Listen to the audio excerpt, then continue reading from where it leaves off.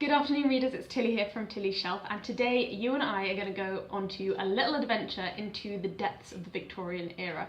I hope this is going to be quite interesting to watch because I found it quite fun to plan for so far. So we'll just see how we get on. I feel like I'm filming in a different place every single video at the moment. I'm filming at the kitchen table today because I've got lots of different books to bring up in the course of this video, so I just needed somewhere where I could lay them all out where I can see them, and I'm reading from my notes as well, so I needed to be able to put my laptop right in front of me. When I made my reading plan for Victober, so Victorian October, where we all read lots of interesting books by Victorian authors, I decided to read my books chronologically to get a bit of an idea of some of the changes that happened over the course of the Victorian era in the books that I was reading. And in order to help me to stick to that and to give me an idea of a time frame for each book, I created this schedule. So the Victorian era was 63 years long and October is 31 days. So I made each day from the 30th of September up to the 1st of November count for 2 years of the Victorian era. And inevitably, once I had written those dates into the schedule, I got curious about what else happened on those dates, and I started picking up bits and pieces of information to try to fill in those gaps. Basically, I got too interested for my own good, and this video is a result of that interest. And it's going to be a little bit of everything really. It's going to be a bit of history, a bit of book review, a bit of poetry, a bit of art. We're just going to see what comes up as we go along through the Victorian era, and I'm going to start at the beginning, and this video maybe do the first 10 years, and then I've got another video that's all scripted out for the next 10 years, and then we'll just see where I go from there. I won't do it if it's not interesting, essentially. So if you're also reading for Victober, what I would hope is that you would watch this and see events that are relevant to the books that you are reading and begin to sort of think about the context of the books that you've got, which is what I've been doing. So this is very much a story by a partial, prejudiced and ignorant historian. It is completely dictated by my own curiosity and what has come up in my reading so far. So just for a quick note on sources, because, you know, I'd like to be reliable, but I'm doing this for fun and academic referencing is not fun. I have drawn the information here from a few different places. In particular, the notes to my Penguin Classics editions of Victorian texts. A lot of them have some kind of chronology in them or just information about the time. My Victorian poetry anthology has a chronology in the start of it, which is probably where I found out the majority of the events that I'm going to mention. And my little art book has been a useful resource for painters from the time. There will be a selection of links in the description, but basically, to be honest, I spent a lot of time on Wikipedia, and any person, event or concept that comes up, I will probably have been on the Wikipedia page for it. But I also recommend the UK Parliament pages for anything that links to UK lawmaking or the actual physical Houses of Parliament, the Poetry Foundation website for any poets. Also the Tate Gallery and the National Gallery have excellent websites for finding out about painters and artworks on display there. And otherwise I just use Google, but if there's anything that I say that you are not sure about, just tell me in the comments and we can talk about it and I can see if I can find out where specifically that fact came from. Finally, every week I travel into Leeds to attend a course in a building that was actually once home to the Victorian suffragist and art patron Ellen Heaton, so I have been using the time around the course to drop into the Leeds City Museum and the Leeds Art Gallery. I have to say that the staff at the Art Gallery are amazing and so helpful in directing me to further information, and I was quite embarrassed when they asked what I was doing it for and if it was a student, and I was just like, no, it's just for a blog post. So because of its industrial heritage, Leeds is very much a Victorian city, so it works quite well as a kind of a case study for this.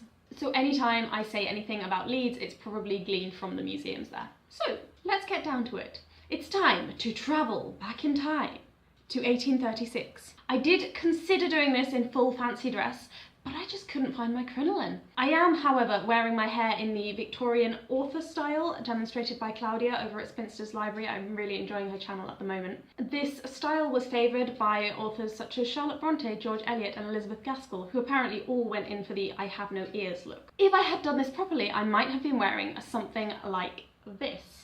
This is where I really hope that in editing I managed to work out how to insert pictures. In 1836, much of England, and this is really going to focus on England and a little bit of the rest of Britain, really did not look like it does today. For example, this picture shows Hampstead Heath and was one of the last paintings by the great pre-Victorian artist John Constable prior to his death the following year. Hampstead Heath today is now, it's still a green open space, but it's a park completely surrounded by the megacity that is London. So part of this experience for me has been about learning just how much of Britain as we know it today was really shaped by the Victorian era. Now, I didn't want to cheat and start my reading early, but like I said on my schedule, I had to make the 30th of September kind of count for one of my years. And I did really want to get started quickly. So on the 30th of September, I read 2 poems from 1836 that snuck into my poetry anthology. The first was Porphyria's Lover by Robert Browning, which narrates in a kind of macabre but emotionless way how a man strangles a young woman because she refuses to entirely surrender to him when he perceives that she wants to. And I have to say it wasn't entirely to my taste. The second was High Waving Heather by Emily Bronte, which I liked a lot more, in particular the first stanza, which I'm going to read for you now. High waving heather 'neath stormy blasts bending, midnight and moonlight and bright shining stars, darkness and glory rejoicingly blending, earth rising to heaven and heaven descending, man's spirit away from its drear dungeon sending, bursting the fetters and breaking the bars.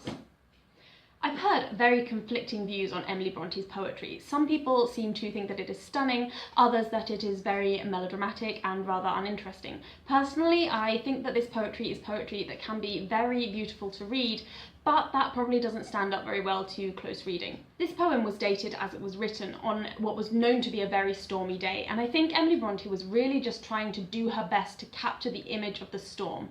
O'Gorman, the editor of this anthology, makes an effort to link it to Greek philosophy and freedom of mind, which I find a little tenuous. But just before we move on, let's just look briefly at how this first stanza conveys a maelstrom of constant movement out on the heath. So it's a verse that hangs together very well, not just from the rhyme and the constant present participles that really give us the momentum of the storm, but also the alliteration and the assonance that is there, that brings the lines together, speeding things along and through the contrast of soft and hard sounds alongside the mention of darkness and sources of light. This becomes very evocative of both the fierce rushing of the wind and the sudden crashes and flashes, perhaps of thunder and of lightning. So I really found it convincing in that sense. It struck me as I was reading this that unwittingly Emily Bronte's poem could almost be used to summarise the era that it precedes, a time of constant change and development and highs and lows. So this poem really got me excited about all of that really, and reading about the changes of the rest of the era.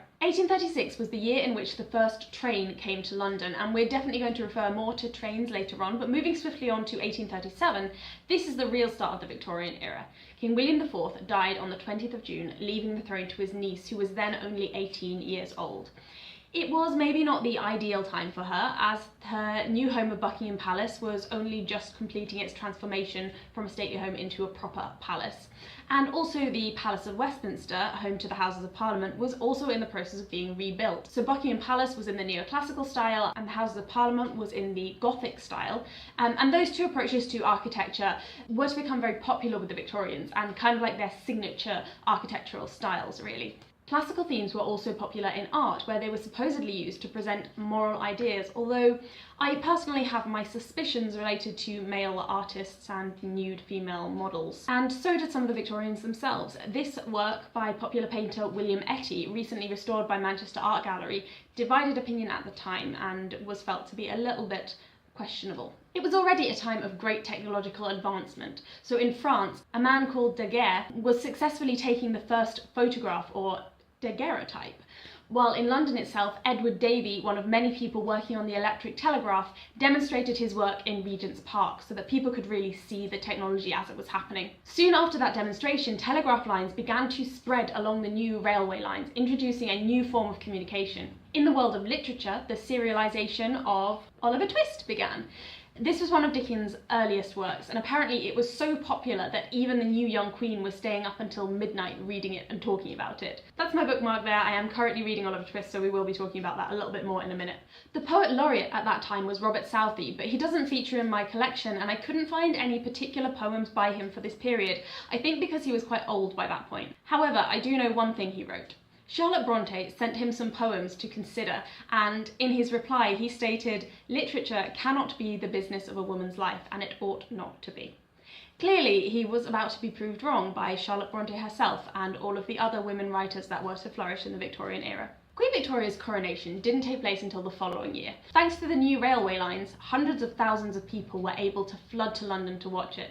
The new queen was popular, and the idea of a woman on the throne certainly caught the attention of other young ladies at the time, with Emily and Anne Bronte apparently working stories about queens coming to power into their tales of the imaginary land of Gondal. Unfortunately, not many of the stories of Gondal remain, but what we do have access to is some of Charlotte Bronte's writings about the world of Angria that she shared with her brother Branwell.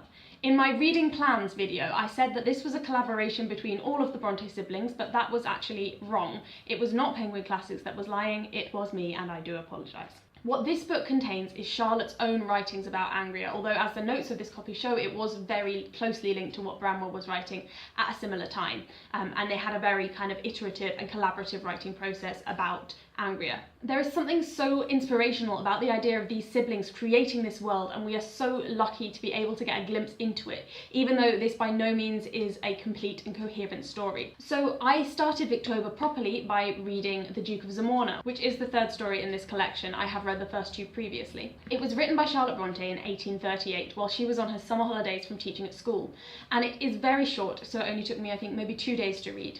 While the plot is quite incoherent, what is fascinating about The Duke of Zamorna is the way that it shows Charlotte Bronte freely experimenting with a wide range of writing styles. She starts out with the first-person narrative of the satirical Charles Townshend, and then through him transitions into free and direct discourse as he speculates on scenes between other characters, and also into a more epistolary style as he reads the letters from his friends. So we get this wonderful insight into her really honing her writing skills. She also gets the chance to play around with social expectations, because this was never a work that was supposed to be published, so she didn't have to worry about that kind of thing.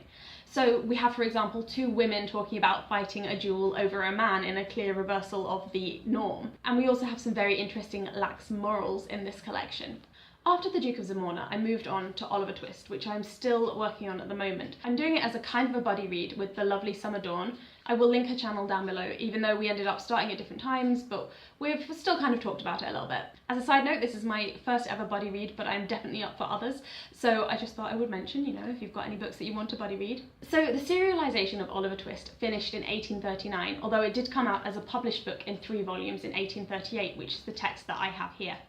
And that was quite common practice at the time, in that it allowed an author and publishers to have multiple formats of the same book in circulation, almost building the hype, if you like. In the same way as today you might have an audiobook and an ebook and a hardback and a paperback. And having a book made up of multiple volumes was very popular with private lending libraries, as it allowed multiple clients to be reading the book at the same time. So like I said, I have the 1838 text, although Dickens did go back and revise the text at various stages. So one of the things that I really can't ignore is the way that Phaidon is repeatedly referred to as the Jew, in a way that is very jarring to modern eyes. But to be fair to Dickens, this is one of the things that he addressed in later revisions, after he got to know a Jewish couple who pulled him up on it, basically.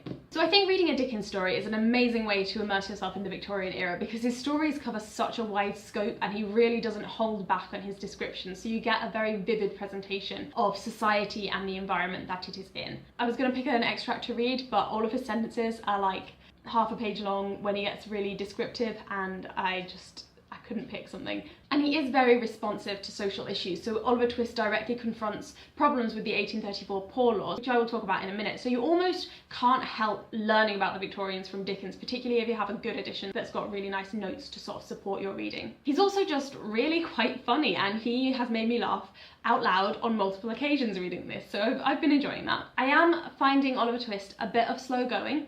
I remember reading Our Mutual Friend a good few years ago now as pretty much a page turner. I could not put it down because it does have quite a mysterious element to the plot and multiple characters to become attached to, whereas Oliver Twist is really just about Oliver Twist, and the characters are generally, whilst very richly described, quite a lot more basic than I was expecting. Like, they are fantastic, but there are very clear goodies and baddies, and not so much of the nuances that maybe there was a bit more of in later Dickens works. I also see it so far as being quite heavily under the influence of the kind of Victorian notion of fate, which you can see quite a lot in Hardy's novels, but also in something like Jane Eyre or North and South, in which essentially if a character gets lost, they will be found by a distant relation. If someone sets out on a journey carrying something of value, they will not get to the required destination and still be carrying that thing of value. And any person in the book can just collapse and die at any given point for no other reason than it's being convenient to the plot. And these kinds of coincidences simply didn't seem to be a problem for Victorian readers. Normally I don't mind that, I actually can find it quite fun, but it is bothering me a little bit with Oliver Twist at times. In the same year that the serialisation of Oliver Twist ended, J.M.W. Turner, that's Joseph Mallard William Turner, I think, painted this masterpiece, The Fighting Temeraire. Turner is without a doubt one of my favourite Victorian artists, frankly one of the few that I like at all, so he will be coming up again. The Fighting Temeraire is thought to represent Britain's declining naval power, as the ship was being decommissioned at the time that Turner painted it. But for us, it's going to stand in for the idea of Pax Britannica, which is a term that historians use to refer to the period of peace in Europe that covered the majority of Queen Victoria's reign. When you think that the Temeraire was active in the Battle of Trafalgar, when Britain was seriously at war with France, and that not 2 decades after Victoria's death, Europe was scarred by the First World War, then you get an idea of quite how remarkable that peace was. Unfortunately, peace in Europe did not mean peace worldwide. And 1839 was also the year in which the first Opium Wars began.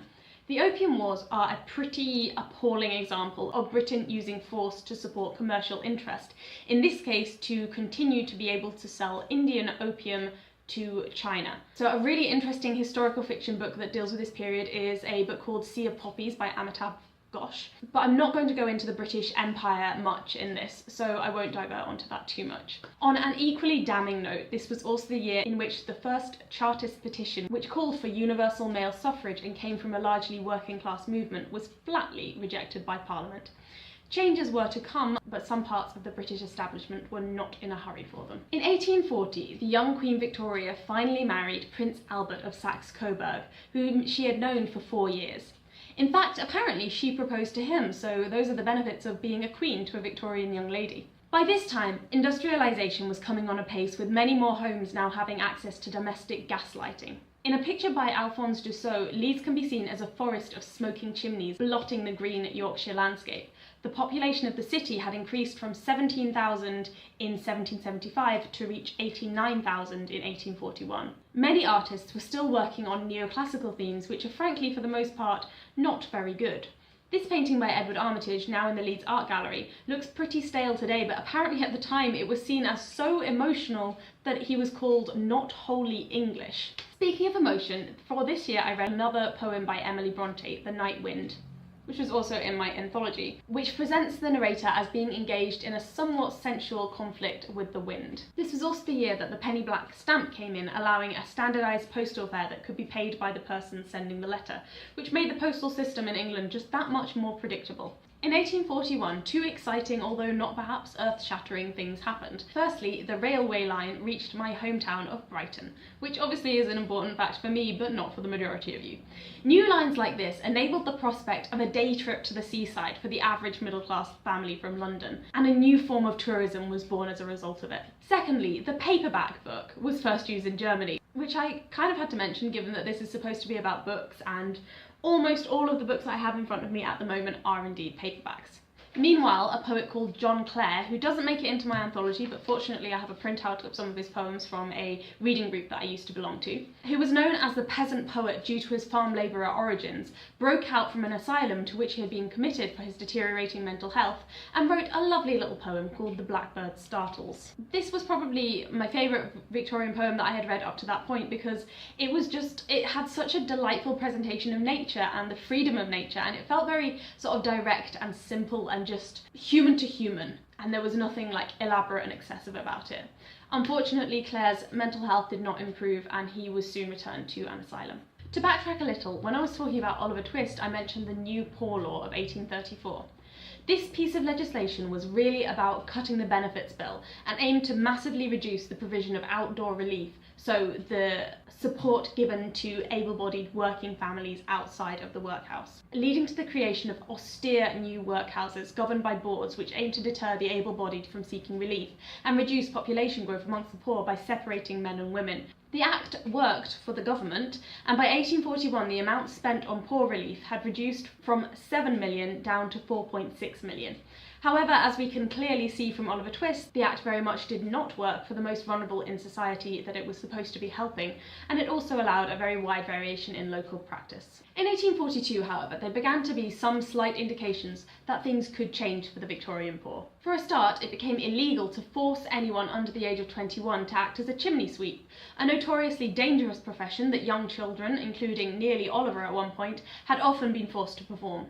Also, inquiries were underway into the working conditions of young people in other industries, such as the Ashley Mines Commission, which spoke to people working in coal mines, including a young lady called Patience Kershaw, who told of how she was beaten by her male colleagues if she wasn't fast enough, and developed a bald patch on her head from using it to push loads of coal. Her story was adapted and turned into a moving song called The Testimony of Patience Kershaw by a group called The Unthanks, and I strongly recommend listening to that, particularly if you like folk music or bits of social history like that.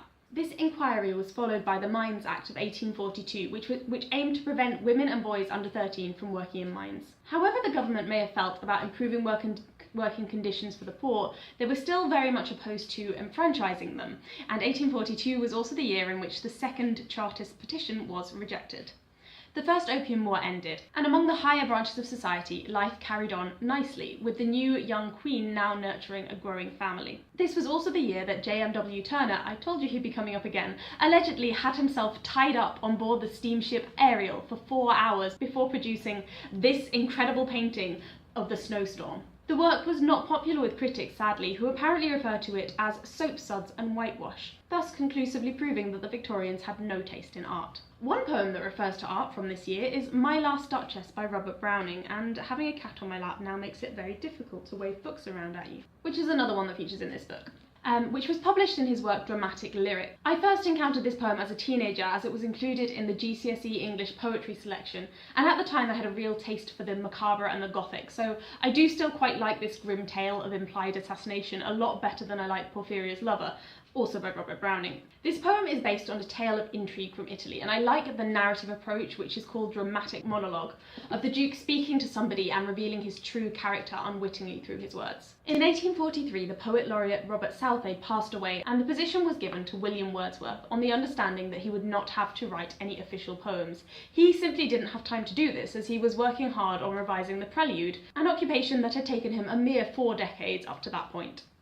In this year, Charles Dickens wrote The Christmas Carol, one of a selection of Christmas-themed Victorian stories that are credited with turning Christmas into the celebration that we know today. Around this time, John Clare, still in the asylum, was writing the poem I Am, which survives for us in a transcription by the house steward, who condescended to add some punctuation, a detail which Clare never liked to use. This soul-searching poem really tries to explore his state of insanity.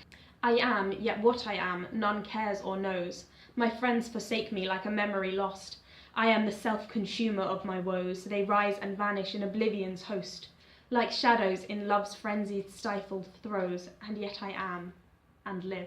Contemporary accounts suggest that poetry was the only work that John Clare could produce coherently by this point. Clare wasn't the only Victorian asylum inmate allowed to use art as a release. A few years later, the artist Richard Dadd, who had been locked up after stabbing his father while of unsound mind, produced this painting in the notorious asylum of Bethlehem. Prior to experiencing delusions, Dadd had travelled to Egypt and Turkey, and there are definite Orientalist themes to his work. While we're on the subject, this was also a period in which the definition of insanity was called into question after somebody called Daniel Macnaghten attempted to kill the Prime Minister, Sir Robert Peel, and was found to be not guilty due to his mental health. But in 1844, our dear friend Mr. Turner produced the work Rain, Steam and Speed, which presented the Great Western Railway, a recently completed feat of Victorian engineering designed by Isambard Kingdom Brunel. Moving on from painting, Queen Victoria had her photograph taken for the first time ever with her young daughter. In this year, the Factory Act was introduced to shorten the working day and offer some kind of protection to women and children working in factories. But sadly, all was not well for the working classes, and in 1845 the Irish potato famine began, driving up the numbers of Irish people moving to England or America to try to escape the famine. In 1846, the Corn Laws were repealed, giving a boost to free trade. I should say that I have really no understanding of the Corn Laws, and I didn't really look into it too deeply, but they seem to score a mention in almost every source I read on the Victorians, so I thought I would throw it in. Leeds Fire Brigade was created 10 years after the police force, so we're beginning to see the establishment of those institutions that we now take for granted in our towns and cities. In terms of crime and punishment, it was still a very punitive system, with records in the Leeds City Museum of young men being sent to penal colonies in Australia for the theft of trivial items. This was the year in which Charlotte, Emily and Anne Bronte first achieved publication in a volume entitled Poems by Currer, Ellis and Acton Bell, which sadly sold only 2 copies. Emily by this time was quite severely ill with consumption, but she was still working on poetry, including No Coward Soul Is Mine, in which she addresses her faith in God and the idea of fear and death. Her sister apparently felt that these were the last words that she ever wrote. I personally found it a little bit too much of a religious poem to have any particular liking for it. So that brings us to the end of the first decade of Queen Victoria's rule. For some reason, it is insanely hard to find a picture of a woman's dress from 1846 from Britain, but it might have looked something like this, which I have to say that I like quite a bit more than the 1836 contender. So I'm going to break off here, because I can tell that this is already a ridiculously long video, and I know that I will have missed a lot of important events, so feel free to mention those in the comments, because I would love to find out about them. This has been so much fun, like this little bit of self-teaching history has been so much fun, so I would like to know more. So far from this decade, I have read The Duke of Zamorna, over half of Oliver Twist, and 5 poems, not counting the 2 from 1836. So while it's not a massive amount, I am pretty happy with that. And with Emily Bronte's poems being written under a pseudonym, if I finish Oliver Twist and watch an adaptation of that, I will actually have completed all of the challenges, so everything else is a bonus, right? I will hopefully be back soon with more on the second decade of the Victorian era, but do please let me know if you have found this as boring as sin, because if so, then I might not bother. I know many people reading Victober will have read hundreds more Victorian books and know a whole lot more Victorian history than me, so I feel like I've said this many times now, but tell me about it in the comments, and also if any of the events that I mentioned seem to relate in any way to the books that you've been reading. Let's talk about that too, and talk about how these events were so influential on the writers that were working at the time. The other thing that I thought I would just throw in at the end of this video, because it's the first video that I have filmed since I've reached that, is that I have reached 100 subscribers, which is a nice thing. And Bo got me a little card to celebrate it because he knows that I have been working quite hard on this. And he wrote it in runes because he does like to challenge me. One of the things that I said to myself that I would do is, if I ever reached the point of 100 subscribers, was that I would tell my family about this. And I have been talking to them quite a lot about the Victorians recently, and they've been giving me suggestions for artists and so on to include in this. So now I get the exciting job of linking them this video and seeing what they think. So yeah, so I just wanted to add a little thank you. Not just thank you for watching this video, although thank you for that, but thank you for watching any video on any comment that you have made, and just generally for being really welcoming and nice people, because it's been a pleasure so far getting to know some of you. That's all from me for now. Thank you for watching, happy reading, and I will speak to you soon. Bye!